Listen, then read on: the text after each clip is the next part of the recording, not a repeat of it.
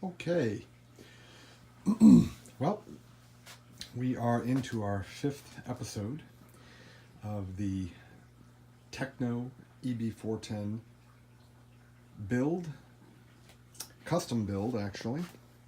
This car is proving to be an amazingly satisfying and fun build, even though it has also proven to be a little bit of a drain on the pocketbook. It is proving to be one of the finest builds that I've ever done. I'm really enjoying it. We finished up the bulkhead assemblies and are moving. We moved on to the chassis mounting. The instructions are for the original chassis that came with the vehicle, which is this chassis here, which we will not be using, obviously, because we had the MIP upgrade for this puck system from MIP, which is proven to be a very fine upgrade to this vehicle. At any rate, we had to reverse the process on the from the instructions. They're calling for the front bulkhead to be installed first. I installed the rear bulkhead, the rear assembly, excuse me, the rear assembly for this vehicle, including the dog bones. As you can see, a dog bone assembly coming along very nicely. They were definitely an interesting challenge, those dog bones. A lot of assembly involved in those. Very tiny screws. Those button heads that you see right there are a 0.05 millimeter wrench to get those in. This wrench right here, if I can get it into focus, little tiny, it won't focus on, but it's a very small hex driver for those. Those are a number 78, 8-inch screw. They are very tiny. You can see that here in the assembly instructions. They are listed as right there. No, I'm sorry, number 72 by 1/8. 72 by 1/8. They are very small. They're the smallest button heads that I've ever had to use on a build. Very tiny and also very easy to lose. So you want to make sure that you're assembling them over trays like this or this, something to catch them if you do happen to drop them. Getting the Loctite and such on them and them tightened down, it's painstaking. However, once they're in and working, they are quite nice, actually. Very smooth, very light, very strong. Liking them. So we are now, we have installed the rear bulkhead first, the rear assembly, and we didn't have to worry about the center brace because the new plate has these stiffeners that came with the puck system to stiffen that up.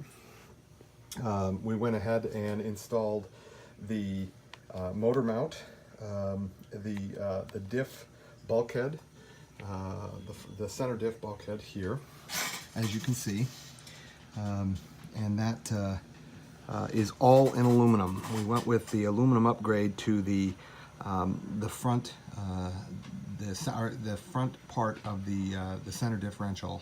That was a plastic piece that was in here. This piece here, it came stock plastic, and I definitely wanted to get the upgrade for that in aluminum from Exotech.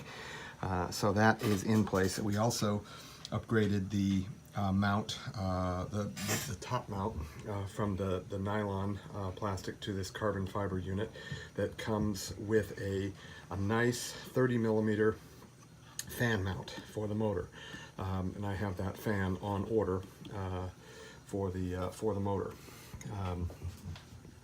One of the things that, one of the problems that I run into is when I was assembling the front dog bone here from the center diff to the front assembly, for whatever reason, I'm not exactly sure why, but I was shorted 4 of those button screws, the number 72s, and fortunately my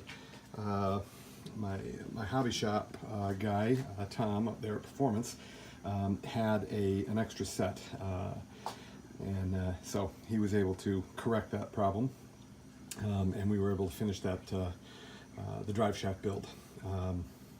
So that's excellent. One of the other things that I opted to go for was the carbon fiber fin riser, which you can see here. This just sits on the fin assembly, and it provides a nice stiff platform for the fin, the rear fin. Not to mention it looks really nice. Relatively cheap. I think that carbon fiber riser was only like $10. Not bad. A couple of the upgrades that we did do. The J Concepts. That's the fin, the carbon fiber center diff assembly. That's the offset. It's got the offset fan position, top-mounted fan. This is going to prove to be much nicer than the stock unit. The other thing that we did was the carbon fiber riser, and my mistake, it was $12, not 10. The center differential support was $22, and then we also did the Exotech center bulkhead. That's that aluminum piece here, and that was $20.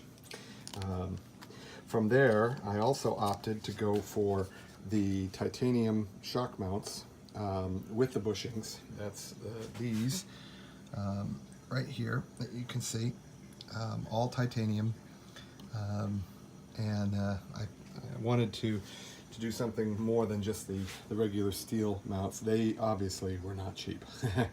$35 for those. But the titanium is definitely a good choice, especially in a car of this quality. The other thing that I opted to get, because the car did not come with it stock, it had a rear stabilizer, as you can see there, and it only had the one bar. I got the set of bars, adjustable, for the rear sway bars, but I also picked up the front kit, sway bar kit, that will mount up here on the front. And as you can see, it has a spot for it right here, which is nice. So that as far as sway bar, that should definitely help. What else? Oh yes, I also opted to get some of the Exotech, the flight wing buttons. Nice little splash of color there at the red. I think those will look nice back here on the fin, like so. So kind of excited about that. The build is coming along quite nicely. I am excited about it. Excited about the possibilities of how this is going to play out here in the next few days when we get all the electronics in place. Our next endeavor in this is to move on. As you can see in the instruction book, it's calling for you to assemble the center diffs and get your supports and so on and so forth. These supports and things are not something that is necessary with the with this new plate, this new bottom chassis.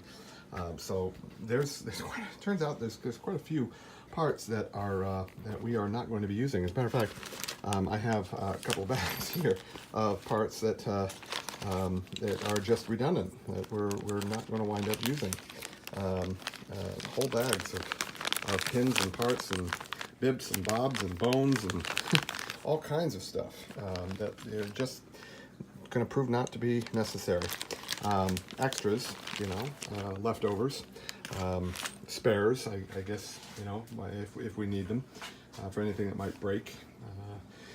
However, I'm not anticipating that. So the next step is to go through and to build our shocks.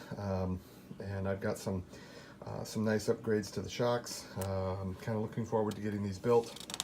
As I mentioned in our previous video, the shocks are some of the largest shocks for a 10th scale car of this type that I've ever seen. So that's going to be our next endeavor, is to get the shocks up and running, get them all assembled, get them bled out, and then gone on and installed onto the new titanium shock mounts. So that is about it for this episode. If you have any comments, please feel free.